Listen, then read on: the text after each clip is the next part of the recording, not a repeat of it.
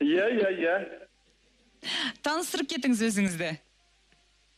Көңіл күйіңіз өте керемет екен.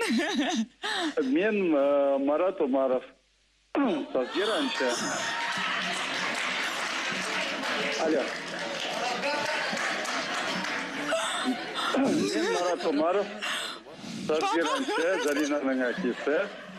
Мына Заринаның жүргізіп жатқан қалаулым бағдарламасын көріп отырып, өте керемет. Жақсы әсер алып отырмыз. Ялтып жібердіңіз ғой.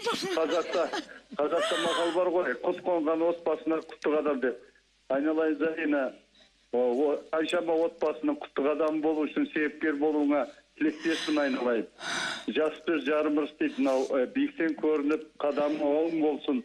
Бүкіл халықтың батасын алып, рахмет. Осындай мерейлі осындай бағдарламаның бір биігінен көрінуіне тілектеспін айналайын. Рахмет. Әрине, әкең осындай тікелей эфирде қарасып жатқанда өте қобалжып екенсің. Өте күтпеген жағдай болды. Негізі, Зарина, мынау сенің атыңның өзі текстіден.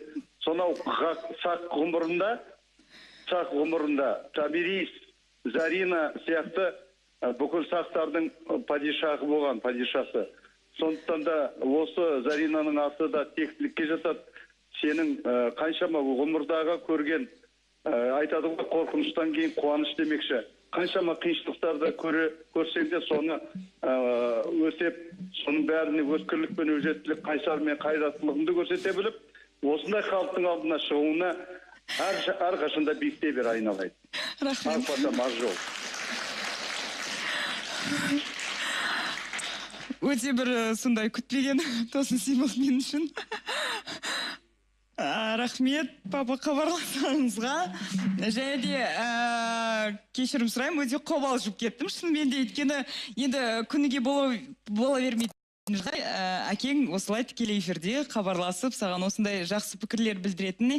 Өйткені енді бізде үйде кішкене басқаша өмір, кішкене енді оның бәрін айта бермейді әкеміз. Бірақ енді халықтың арасына шыққаннан кейін кішкене өз пікірін білдіріп жатыр. Соған өте көп қуанышты болып жатырмыз шынымен де. Ай бітпейсіздер, рахмет, өте қуаныштымын.